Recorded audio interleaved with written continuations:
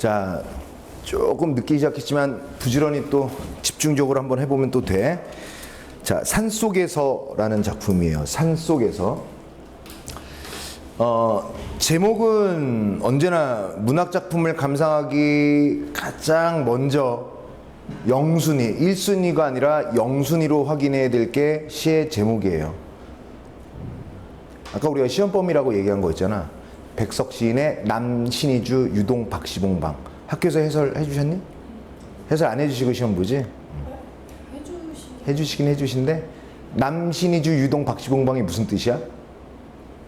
제목이잖아. 남신이주. 비슷하게 얘기하면 그렇지? 남양주. 유동. 화도읍. 박시봉방. 지연인의 집. 이런 뜻이에요. 제목 자체가 주소야. 그러면 제목이 주소야. 그러면 그 주소로 된 그 집에서 일어나는 화자의 상황과 정서와 태도겠군. 이렇게 생각하면 되겠지. 다시 우리가 오늘 배울 나희덕 시인의 산속에서라는 제목을 먼저 해봐. 산속에서 역시 장소의 공간. 그럼 산속에서 화자는 어떤 상황에 놓여 있으며 어떤 상황 때문에 어떠한 정서를 불러일으키며 그 어떠한 정서 때문에 어떠한 태도나 어조를 보이고 있는지를 찾는 거라고요.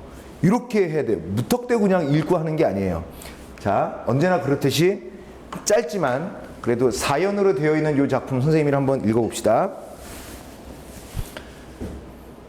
민정아, 지연아, 너희들 선생님 보고 선생님 달라지신 거 있네요? 이런 거 없어?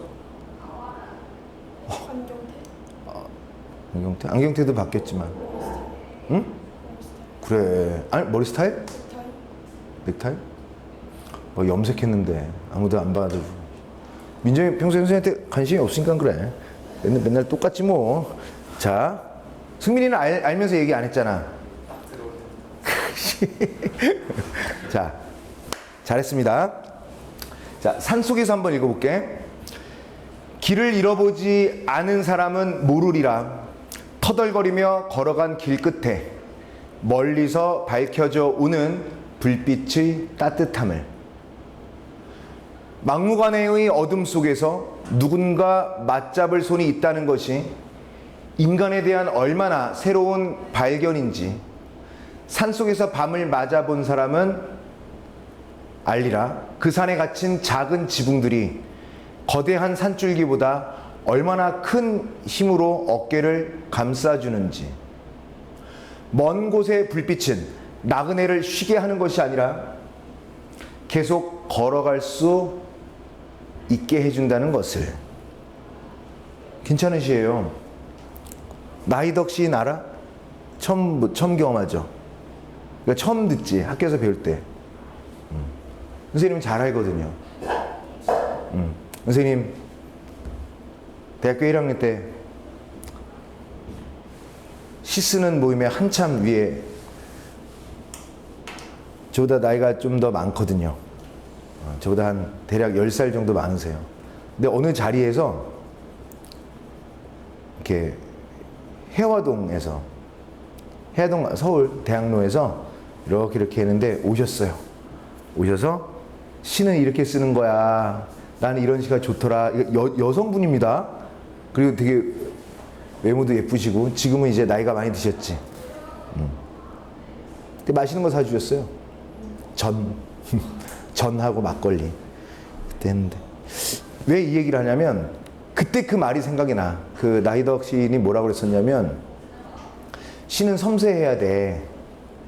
시는 남들이 보지 못한 눈을 가지고 남들이 보지 못하는 것을 봐야지. 뭐 이런 얘기 해주셨거든요. 그때가 생각나네요. 꽤 오래전 일이야. 한 30년 전 일이죠, 거의. 자, 지금 이제 대학교에서 가르치고 계시고요. 자, 보세요. 같이 보자. 길을 잃어보지 않은 사람은 모르리라.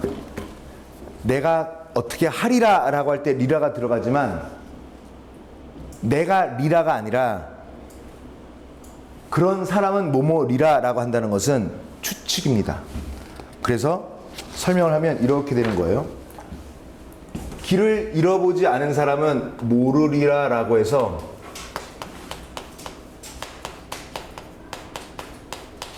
추측성의 어조를 노래하는 거죠. 얘들아, 길이라는 것은 걸어가야 하는 공간인데 내가 어디로 가야 하는지, 내가 어느 공간을 통과해야 하는지 모른다라는 것은 가히 좋은 건 아니지. 그럼 길을 잃어버리다라는 것은 부정적 상황이겠죠. 어떻게 해야 할지 길을 잃었어. 아니면 여기가 어딘지 모르겠어. 왜 안 와? 어딘지 모르겠어. 길을 잃었어 지금. 어떻게 될지 모르겠어. 그럼 생각해봐도 좋은 상황, 긍정적 상황은 아니죠. 그러면 그 길을 잃어본 사람은 부정적인 상황을 겪은 사람이죠. 길을 잃어보지 않은 사람, 즉 어려운 상황에 처하지 않았던 사람. 그러니까 이렇게 한번 구분해 볼게요. 길을 잃어본 사람, 길을 잃어본 사람, 즉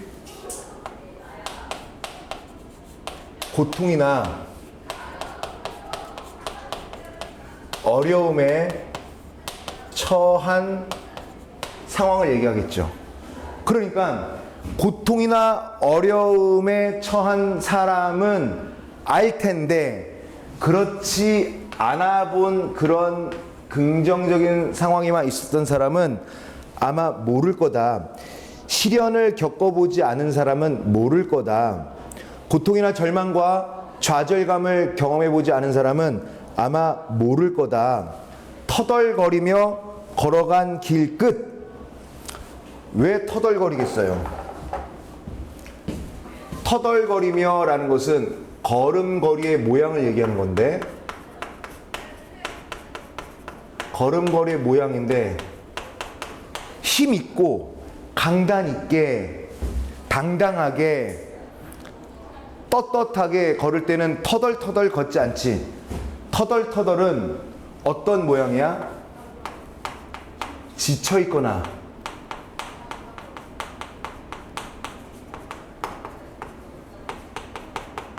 힘겹게 걷는 모양을 얘기하죠.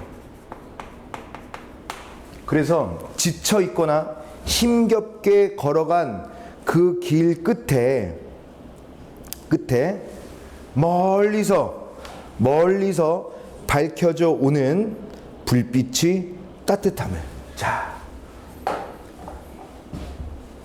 승민아, 선생님 위에 있는 조명 밝지? 빛이지, 빛. 저 빛이 밝아, 선생님이 밝아? 뭐라고? 승민이밖에 없다. 자, 농담이었고, 이 빛이 눈에 보이지? 스위치를 끄면 이 빛은 꺼지겠죠. 다시 스위치를 온하면 빛이 켜지겠지. 그렇다고 이 빛이 따뜻하니? 그렇지 않지. 따뜻하려면 막 손 막 대고 그래야 될 거 아니야, 그지? 불빛은 감각이 뭐야? 시각. 아, 따뜻하다. 불에 손을 쬐이니 따뜻하다. 따뜻함은 뭐야? 우리 이거 방학 때 이런 연습 많이 했었어요. 자, 그러면 잘 보시자고요. 불빛은 시각이고 따뜻함은 촉각이야. 근데 얘가 이렇게 꾸며줍니다. 아이고, 불빛이 따뜻함을 이렇게 꾸며줘요. 어떤 따뜻함이야? 불빛의 따뜻함이야. 민정아, 미안한데 문 좀 닫아주실래요? 잼민이들 떠든다. 뭐야, 민정이 키가 크잖아. 자, 봐봐. 불빛이 따뜻함이야. 그 불빛이 가까이 있는 게 아니야. 뭐 이럴 수도 있죠. 갑자기 이렇게 있는데 준기가 추워서 떨고 있어. 승민이가 내 친구가 떨고 있군 하면서 램프를 켜서 얼굴에다 그냥 갖다 대는 거야. 그러면 눈이 부시는 밝기도 있지만 어때? 불빛이, 그 램프가 얼굴 가까이 있으면 따뜻하기도 하겠지. 빛이 내는 열 때문에, 그치? 근데 이 불빛이 어디 있어? 멀리서 있잖아. 멀리 있는 불빛이 따뜻해 이게 돼? 그럼 따뜻하다라는 이 감각은 화자가 진짜 느꼈던 감각이야? 아니죠. 상상 속의 감각이죠. 불빛은 저 멀리 있어도 눈에 보이는 거잖아. 저 멀리 있어도 눈에 보이는 거니까 이거는 실제로 본 감각이죠. 그럼 얘는 실제 감각이고요. 이건 거짓 감각이 되는 거야. 실제 감각이 거짓 감각을 꾸몄습니다. 근데 그 감각이 두 개가 똑같은 게 아니라 실제 감각은 시각이고요. 거짓 감각은 촉각이죠. 자, 여기서 개념을 아예 개념으로서 해줘야 되겠구나. 개념으로서 선생님이 정리해 줄게요. 봐봐.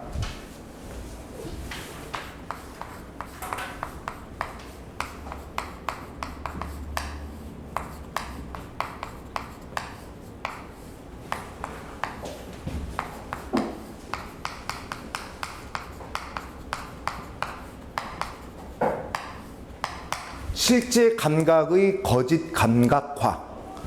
그러니까 실제 감각의 거짓 감각화. 실제 감각이 거짓 감각을 수식. 이렇게 되면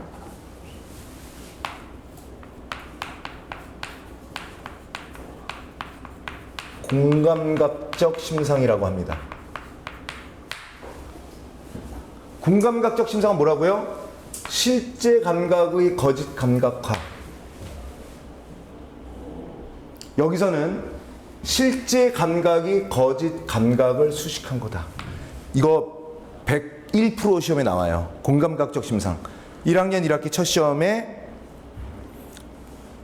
국룰. 공감각적 심상 국룰. 학교에서 공감각적 심상 배웠지? 이걸로 배웠지? 공감각적 심상 이거 배웠어? 봐봐. 안 배웠어? 전이가 이게 공감각적 심상과 같은 게 감각의 전이에요.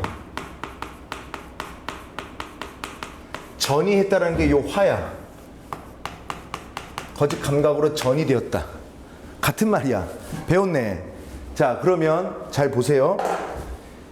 무조건 어떤 감각이 어떤 감각으로 전이 되었느냐, 학교에서 배운 대로 하자면 진짜가 가짜로 전이 된 거예요. 그러면 얘는 무슨 감각에 무슨 화가 돼야 돼? 시각의 실제 감각이 거짓 감각하니까 시각의 그렇지 촉각화라고 해야 되겠죠.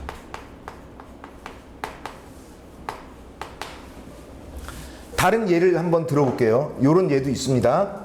잘 들어봐. 비교해 봅시다. 분수처럼 흩어지는 어디 가서 교회당에서 댕 하고 종소리가 울려 퍼졌어요. 그것을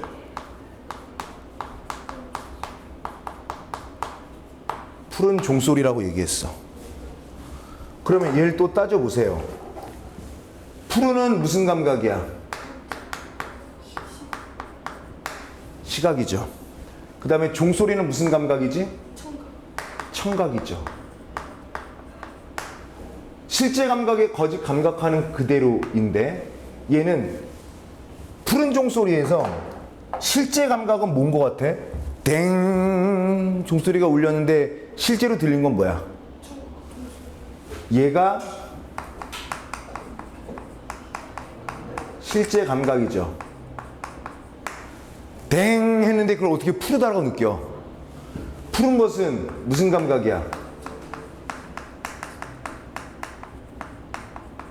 거짓 감각이죠. 얘랑 반대 아니야? 얘는 멀리서 밝혀져 오는 불빛의 따뜻함은 실제가 거짓을 꾸몄는데 얘는 거짓이 실제를 꾸미지 않았니? 그러니까 이럴 때는 뭐라고 하냐면 거짓 감각이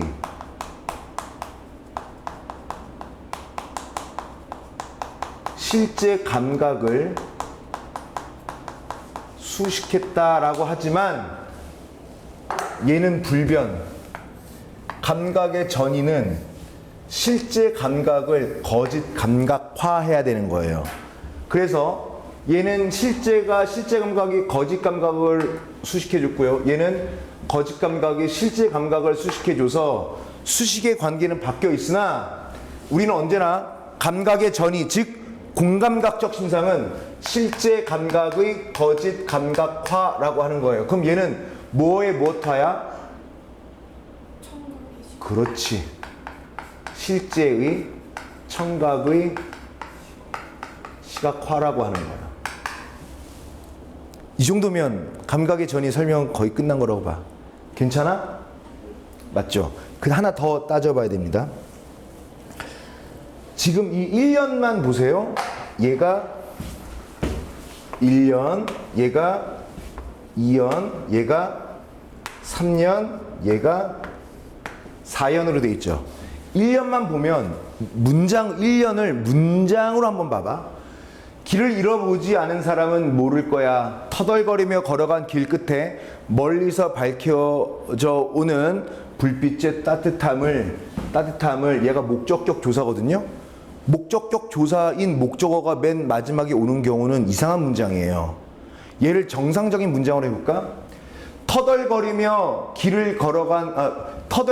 걸어간 길 끝에, 얘를 첫 번째,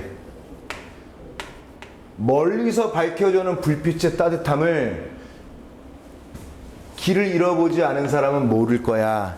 얘가 최종 이 문장에 뭐여야 돼요? 서술어여야 되겠죠. 더 정확히 문장 구조 분석해 줄까? 자, 보세요. 정확히는 길을 잃어보지 않은 사람은 터덜거리며 걸어간 길 끝에 멀리서 밝혀져 오는 불빛의 따뜻함을 모르리라, 이렇게 해야 되겠지.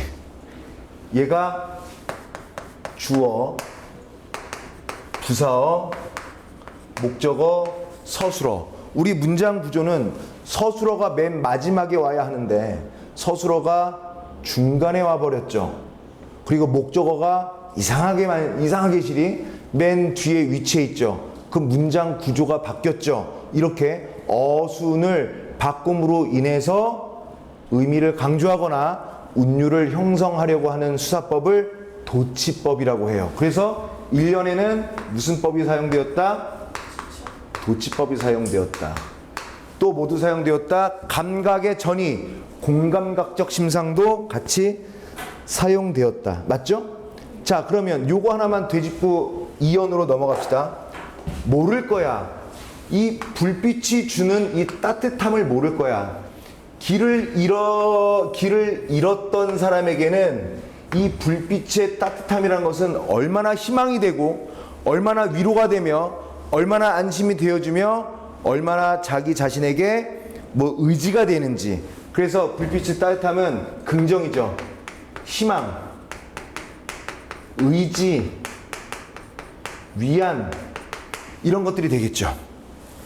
그러면 선생님이 선택지를 하나 만들어 볼게.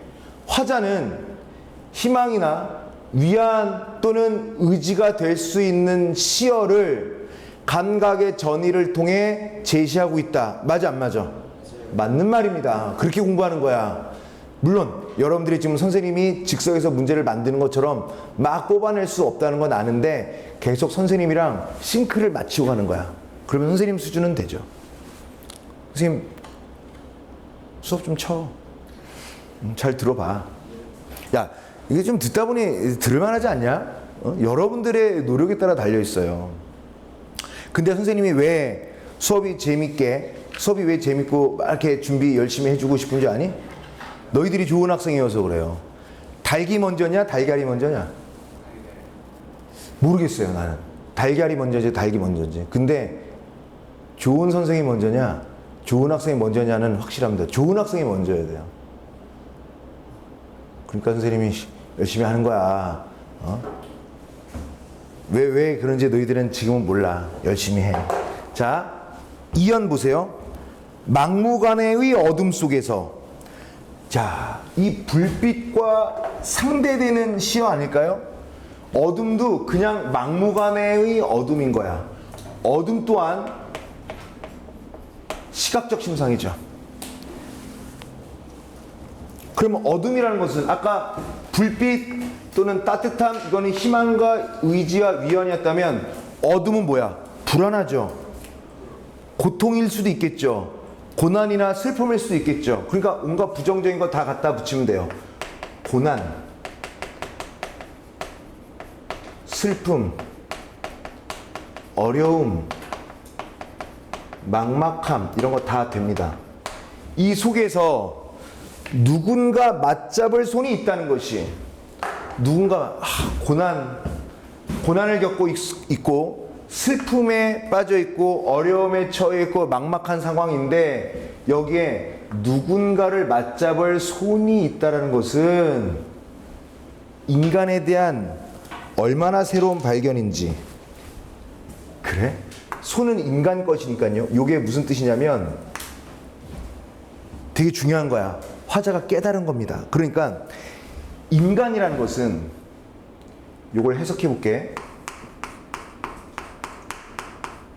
인간이 지금 얼마 전에 파면당한 대통령처럼 못된 존재인 줄만 알았거든요. 나쁜 존재이고 이기적인 존재인 줄만 알았는데, 인간은 누군가에게, 힘들어하는 누군가에게 위로와 위안이 될 수 있다는 그 사실을 발견한 거예요. 있다는 존재라는 존재임을 발견한 거예요. 이 발견은 물건을, 아니면 콜럼버스가 신대륙을 발견한 게 아니라 요 발견은요, 다른 말로 바꾸면 깨달음이에요. 알게 됐다는 얘기죠.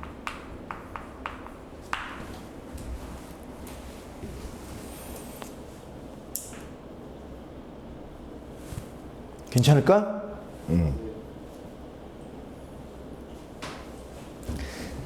산속에서 제목이기도 하죠.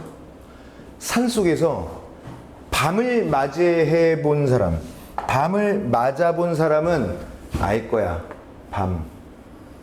이 밤과 같은 맥락이 요 어둠이죠.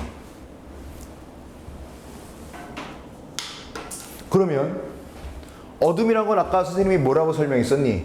고난, 슬픔, 어려움, 막막함이죠.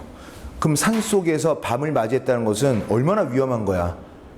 낯선 곳이면서도 위험한 곳이고, 어떤 짐승이 튀어나올지 모르고, 어디가 낭떠러지고 어디가 절벽인지 알 수가 없는 거잖아. 그러면 산속에서 밤을 맞아본 사람은 뭐랑 똑같아요? 길을 잃어본 사람과 마찬가지죠. 즉 어려움과 고난에 처했던 사람은 알 거야.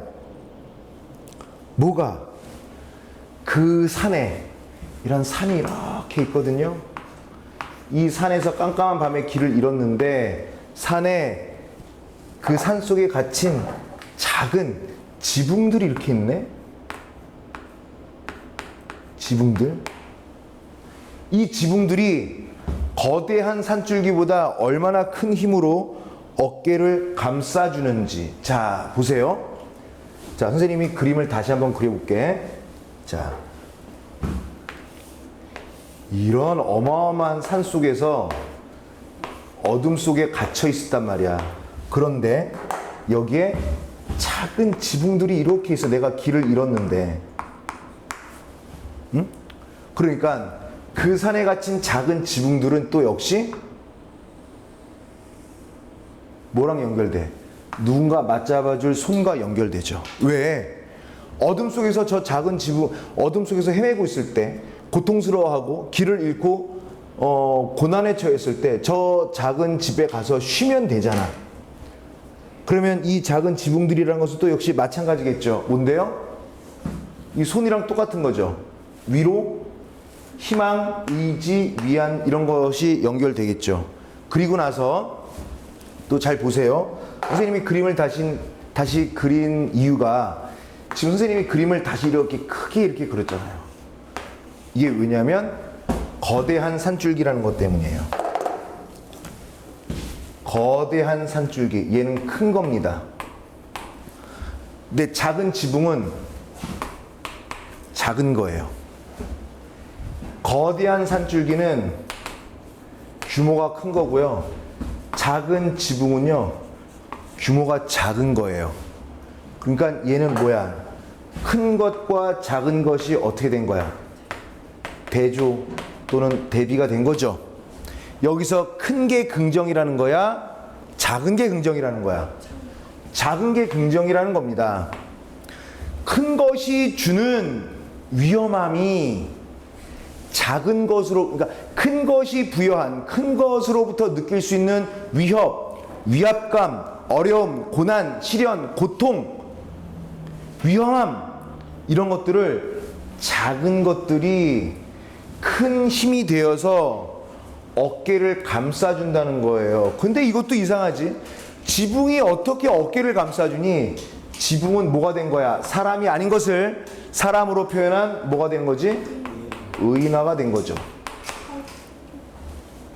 화리도 되는데 어깨를 감싸주는 건 그냥 뭐 이렇게 감정을 갖고 감싸준 거니까 감정을 전제로 했을 때는 의인화가 되는 거죠.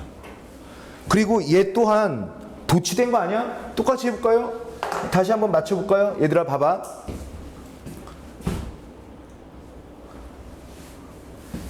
산속에서 밤을 맞아본 사람은 그 산에 갇힌 작은 지붕들이 거대한 산줄기보다 얼마나 큰 힘으로 어깨를 감싸주는지 알 거야. 역시 서술어가 중간에 푹 끼어 있기 때문에 얘 또한 뭐라고요? 도치법이라고요. 좋습니다.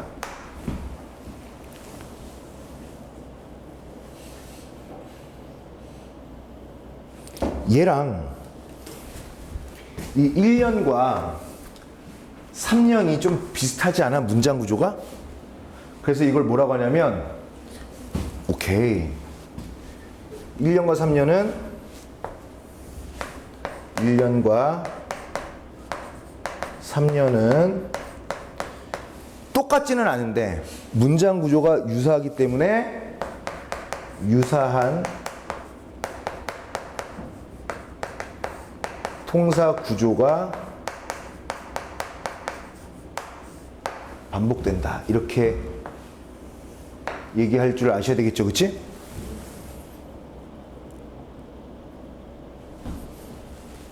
그리고 진짜 의미는 여기 있습니다. 먼 곳의 불빛은, 자,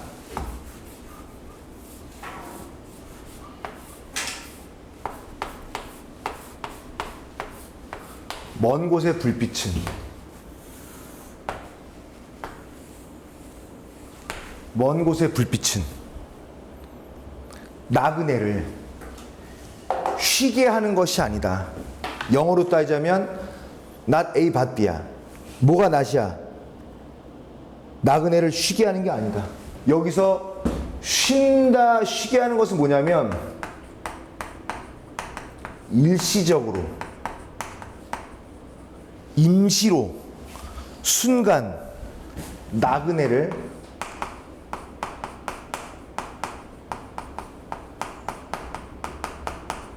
편안하게 해주는 것이 아니라고요. 그럼 뭔데요? 계속 걸어갈 수 있게 해준다는 것이란 거야. 아, 쉬어야지, 이게 아니라고요. 지속적으로. 자,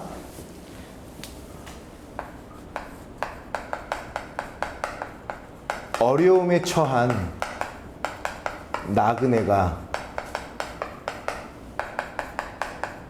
쉬지 않고 지속적으로 희망과 용기를 가지고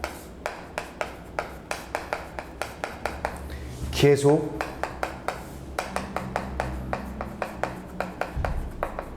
걸을 수 있게 하는 것이라는 얘기지. 그래서 먼 곳의 불빛의 의미를 요거를 A라고 할게요. 지금 정리한 걸 B라고 할게요. 불빛의 의미는 not A but B라고. A가 아니라 B라는 거예요. 맨 마지막 사연의 삼행이라는 거예요. 그러니까 진짜 좋은 힘은 일시적으로 쉬게 하는 게 아니라 힘들어도 계속 희망과 용기를 잃지 않고 계속 나아갈 수 있는 방향성을 제시하고 걸을 수 있는 힘을 주는 거예요. 그게 진정한 희망, 진정으로 희망을 북돋아 주는 것이다 라는 겁니다. 가장 여기서 중요한 핵심어는 공간적 배경인 산속이라는 것과 그 다음에 희망을 알려주는 불빛이라는 게 가장 중요한 시어예요. 여기서 산속이라는 이 장소, 불빛, 지붕도 되고요. 또 불빛, 이것도 되고, 이게 되게 중요한 제재죠.